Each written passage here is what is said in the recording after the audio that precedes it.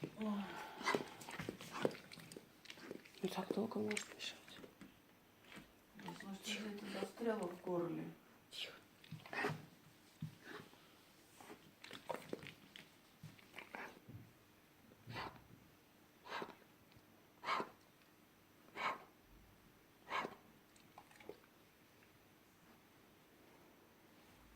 О, кстати. Тихо.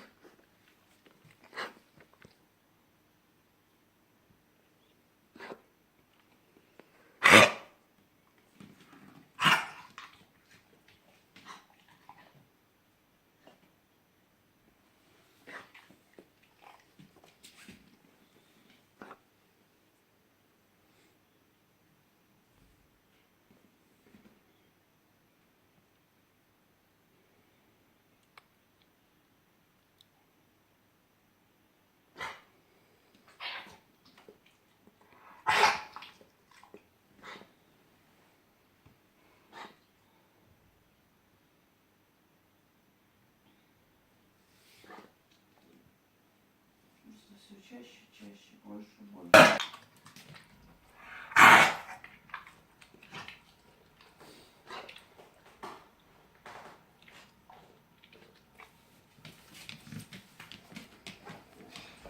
Могу кость от рыбы не застрять. Тихо.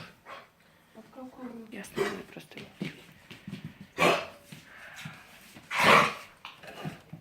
Ну, точно что-то застрять, что-то механическое у меня.